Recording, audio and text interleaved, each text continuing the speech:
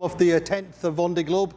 The skippers left on Sunday and light winds have just been through the biggest test of the race so far at Cape Finisterre, seeing 37-38 up to 40 knots, but the good news is the entire fleet are past that first big hurdle.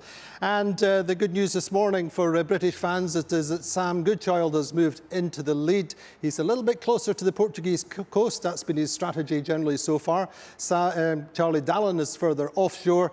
It's pretty even right now. It's going to be interesting to see how it plays out. But we caught up very briefly with Sam Goodchild at daybreak this morning. Hello, here we are for a lovely little sunrise on the Portuguese coast. It was a busy night. We watched the deck pretty well. Spent a lot of time nose diving underwater and stuff, so just coming out now to have a check, make sure everything's okay with the sunrise which is up. Makes it a bit easier. So no, all good. We got a route a little bit further down the coast than everyone else. So see how that works out. Looks good on the track hopefully. But no, all good on board and a busy but uneventful night, which is what we hoped for. Bye.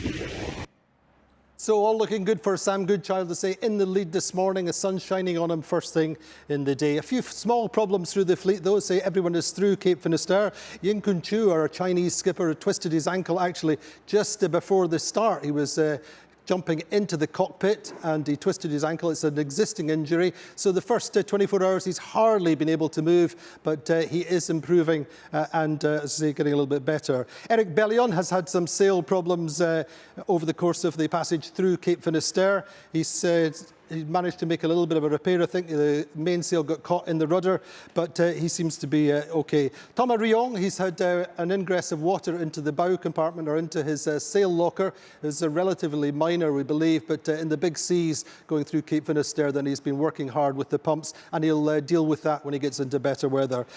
Meantime, our guest today, well, we've got Dee Caffari, a record-breaking yachtswoman, back with us 6 times around the world, won Vendée Globe in 2008, and Dee, we're thinking maybe another round the world this time next year. All fingers crossed for that, and it's going to be as fast as possible against the clock for a Jules Verne record. Good, well, fingers crossed for that. And we've got an old friend of ours with us, a gentleman who's done 6 Vendée Globes so far without getting his feet wet. Geoff Brown, the technical director of Pip Hare's Medallia team. It's his second tour with Pip. He's worked with Mike Golding, he's worked with Conrad Humphreys, he's worked with Dee, he's worked with Alex Thompson. Let's say his second tour. So welcome, Geoff. It's a pretty impressive record that Geoff's got. All his IMOCA boats so far have got round the world with no problems. He's 1 or 2 problems that he has fixed over the course of the race. We'll come back to you in just a few seconds, Geoff. But for the first time in this race, we caught up with the erstwhile leader, Charlie Dallin, this morning. Hey, buddy. It's Charlie on Massy Santé Prévoyance. All good on board. No problems to report. It's been a pretty windy night, jibing below the acceleration of Cape Finisterre. And yeah, the sea was pretty it's getting a bit better now, so it's good.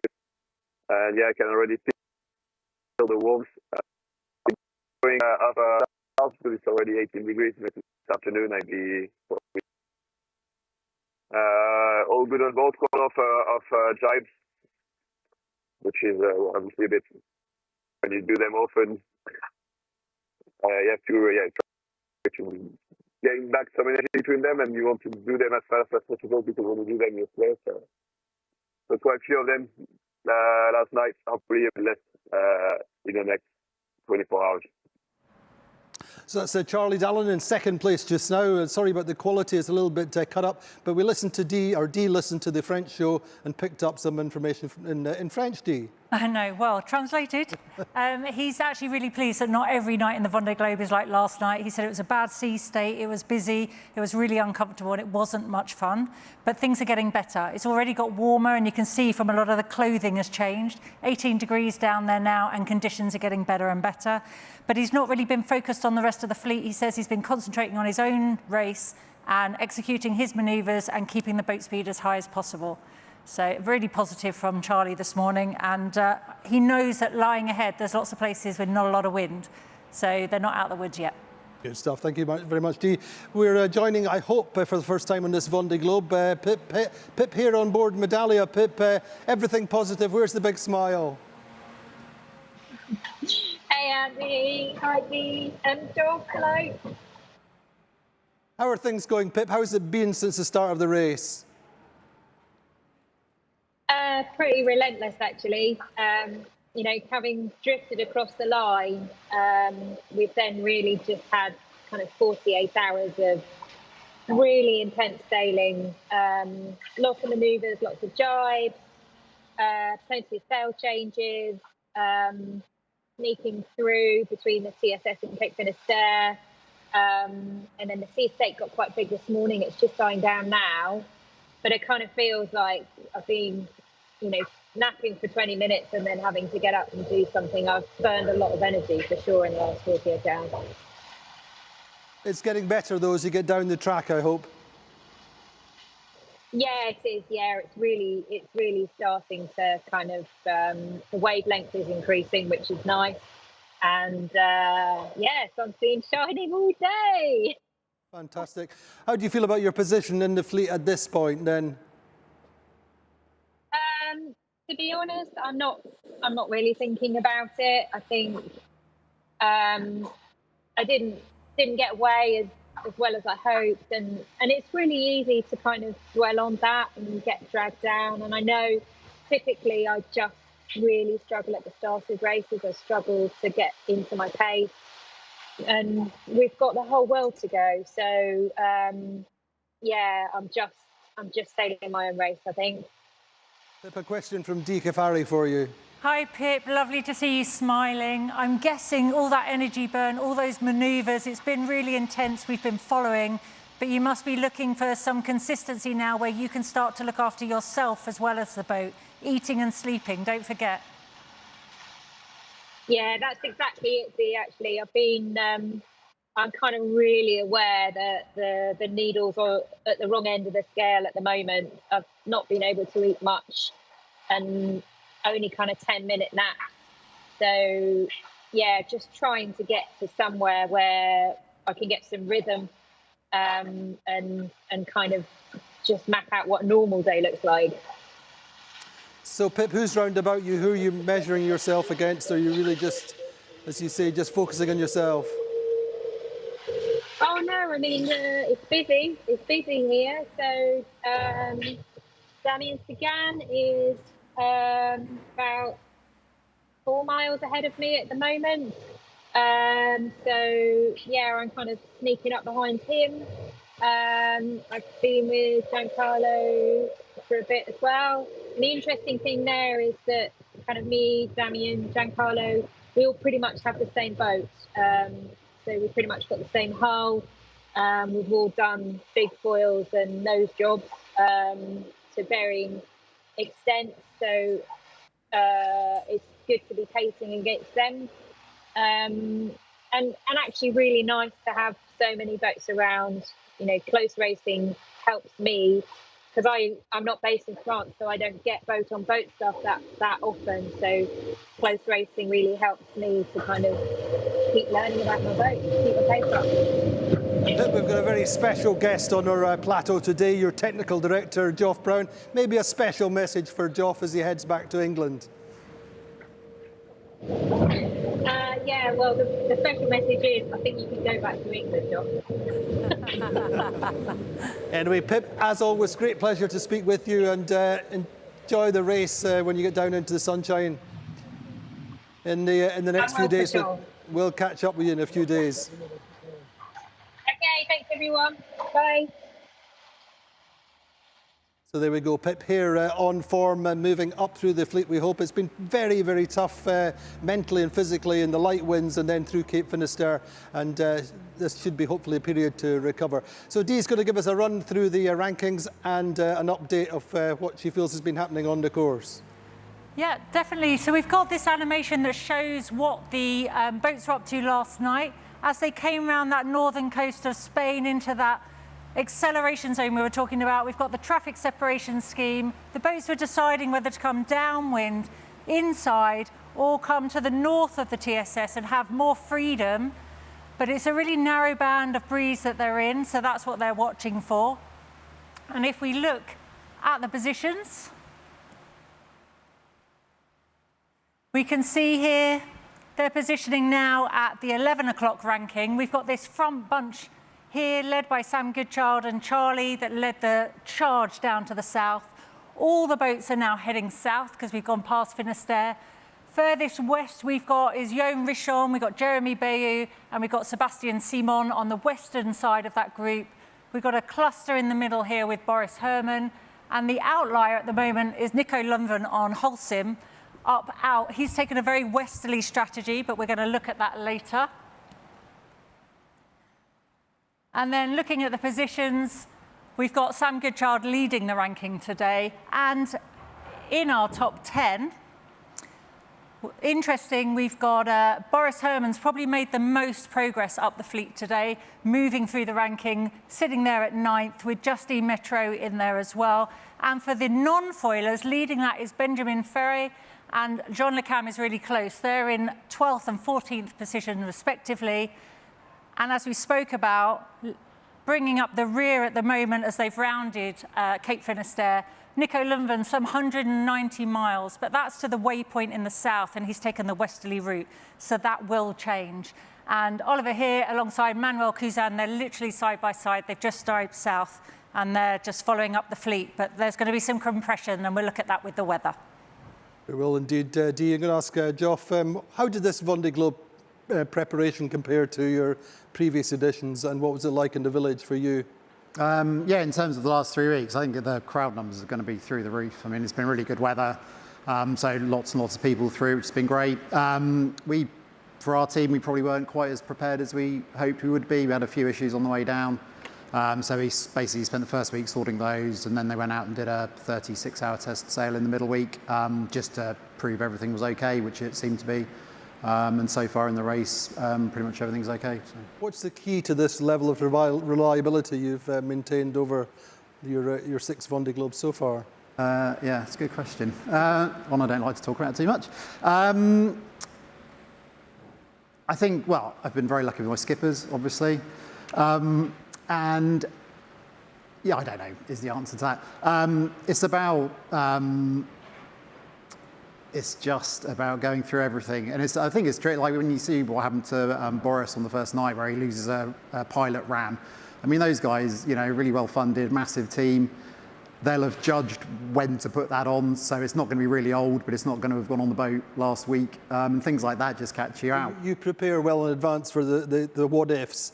And again, from experience, I know you've done or prepared to change rudders with Pip again, as you did. You learned from your time with Conrad, and again Pip in the last race. Yeah, things like that. You can't help but use all of the experience and things that have happened to you. I mean, we still probably use, I don't know, 5–10% of the spares you put on a boat. So certainly what spares you put on changes all the time. There's a lot more boat building stuff these days with the boats a bit more fragile and doing greater speeds.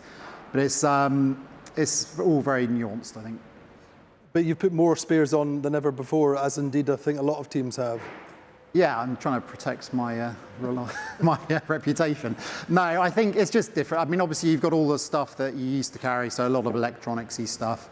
I think they rely more on the electronics, and obviously their electronics are more complicated. Certainly the boats are a lot harder on the lines, so you get more breakage of rope covers and that kind of thing. And obviously the boat building, which I think a lot of the teams have had problems with that over the last 2 years, but you would hope that through the summer refit, as we did a lot of work then, that a lot of those issues are going to be ironed out on the older boats and also on the newer boats. What's the next few months like for you then, being based at home, always on the end of the phone? Yeah, I mean, it's difficult, I'm not going to lie. I think it's just so, we've spent 3.5 years working on this boat day in, day out. There's always a jobs list running, and, we ticked that last job off on Friday, I think. And then you're just kind of like, this is... Friday? On Friday. Yeah, on Friday. Because it's you So what shifted... did you do on Saturday? Yeah, exactly. Stuff we could have been doing. It's just a very weird feeling. As you say, you're always, I would hope to answer the phone within a ring, or obviously WhatsApp messaging is really useful these days. And so, yeah, you just choose what you're doing, and always aware of, making sure I know where Pip is in the world, what the conditions are, who she's near. Just so that as soon as, we have a problem, I'm kind of halfway into it, knowing what's going on. And how often do you communicate with her generally? Is it only really when there's an issue, or? It's only when there's an issue, yeah. I hadn't heard from her until about an hour ago, so I blame you guys for that. So we've had a small chafe on a furling line, but up until then I hadn't heard from her. So it's very, very factual, very jobs tech based. Fantastic. So, Geoff, we'll come back to you in a few seconds. We also caught up with the other Sam, Sam Davis today. Sam, the sun always seems to be shining on Sam. She's moving up the fleet, and this is Sam this morning. Yeah, the last 2 nights were very different. The first one in light wind, downwind, and then last night with winds up to, I think I saw 37 knots just. Right off Cape Finisterre. Actually, there's 33 knots as we speak, so it's still windy out here. But both nights were pretty difficult because the sea's really close. There's a lot of crossings to calculate, and there was quite a lot of fishermen. There are actually tons of fishermen out off Cape Finisterre last night, which is a bit tricky. When you're going fast downwind, you don't have much space to manoeuvre to avoid the fishing boats. So there's a bit of slalom going on. So all in all, that makes it difficult to sleep so far. But apart from that, it's really good. I think the next year is still pretty full on because there's steady knots, as I said, and the sea shape's quite tricky. And we're going to have a few dives to do to position ourselves in the band of wind and try and follow it down towards the southwest. So yeah, still a bit of physical work to do. But yeah, less fishing boats, less coast, and less exclusion zones to avoid. So I guess things are getting slowly a little bit simpler. And some nice fun downwind sailing, of course, that's just amazing. I had a really frustrating start. I think I got something on my keel actually the first night, and then I just went the wrong way as well. So everything was wrong, which means that I have been playing catch up. But I've also tried not to do anything stupid because obviously the race is really long, and so yeah, I'm not like pushing the boat harder to try and catch up because I don't want to break anything in these conditions. So yeah, it's just little by little. I was trying to start doing being on the right side and on the right dive at the right time, and slowly dropping a few miles back. But yeah, I'm not impatient. Really good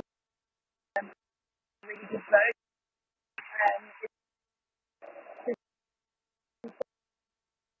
Take your in front of me. Yeah, I'm facing backwards.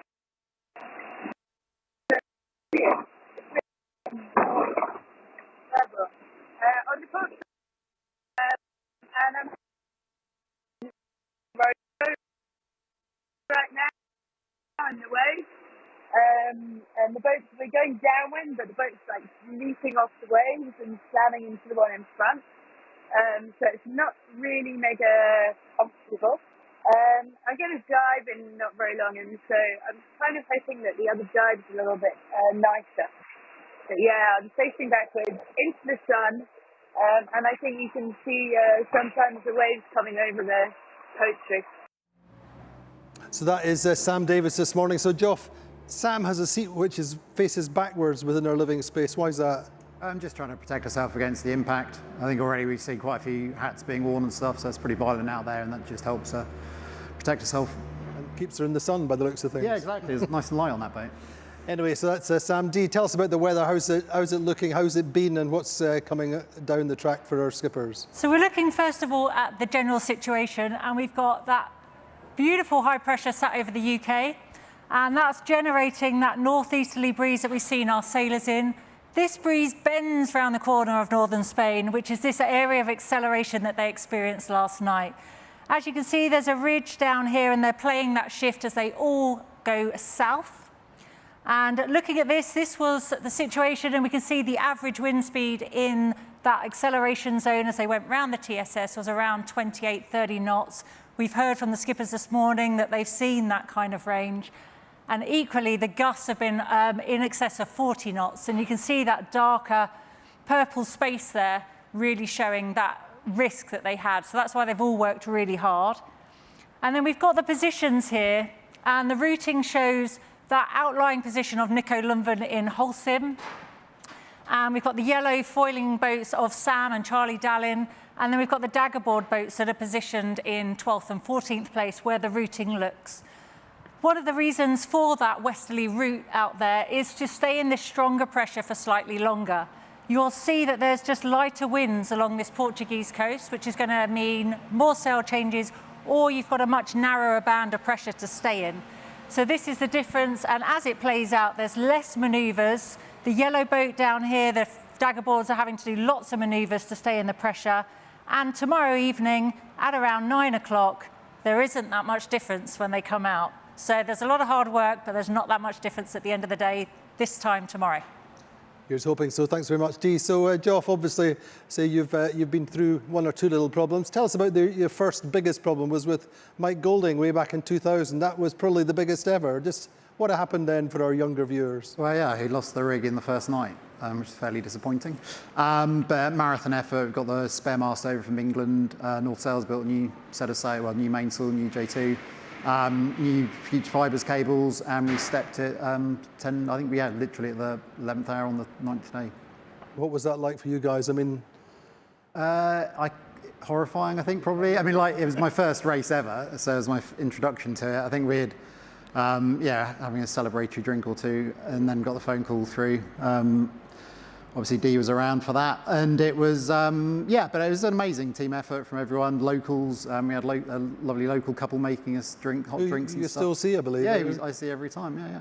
And you're saying, why have you not learned French? Yeah, exactly. Have an awkward conversation in franglais and move on. But it was, yeah, and we literally went out there, did 2 tacks to check the rig was sort of squarish, and off he went.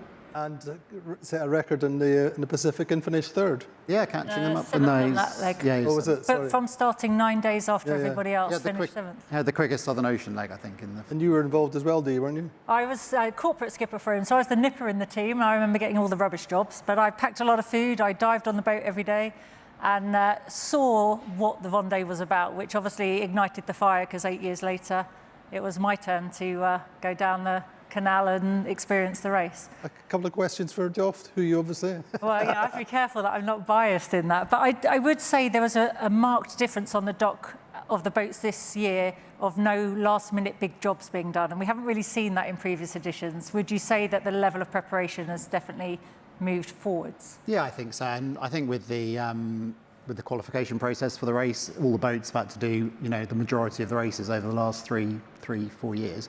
And with that comes reliability, and inevitably people are struggling on the budget side, but the majority have enough money to do what they want or sort of cut their cloth, whatever, to fit. And inevitably that leads to better reliability and less sort of. And does that move the pressure onto you as a shore team and the technical side, making sure the boats are ready, or does it make it easier because there's short tests like races being done where you're testing what you've put in place? I think the qualification's been brilliant from having loads of boats in all the races, but it's pretty relentless on the technical side because you're just moving from big race to refit big race all the time, and it didn't used to be quite so busy, so you had probably more time working on the boat, which I'm always obviously I always want the boat on the dock to be worked on. Pip obviously always wants me out sailing. So it's just that balance, but inevitably it's got to be a good thing that you're sailing the boat hard a lot and working on it hard. And obviously technology's moved forward, the boats have moved forwards, and your projects have moved forwards to new builds and better boats, and buying the last Louis Burton's boat from the last race, finishing on the podium, and now you're sailing it. Would you be looking to have a new build at this level now where the boats are at? For sure. If you get a new build, you obviously you can have some influence on the design, but you also just get to learn a lot more about the boat that you're building. If you take on a second-hand boat, then all of that is lost, and you sort of got to start again, really. And taking that boat and thinking how you wanted to benefit Pip for this race, you made the decision on a modification of the bow and the change of foils. And I know a lot of teams did that, but what drove you in that direction? I think it was inevitable that we were going to have to do that. And I think it's obviously the foils have become a lot more sort of type formed compared to the previous generation. And I think you could have made some really bad choices in the just before the previous race, and even in the early days after the last race. And I think there was a natural fit in the schedule as to when we could do that. There was only one period where you had enough time to do the work, but that was quite good really, because it gave us enough time to work out what the best thing to do for us would be, and it gave us the time to do it.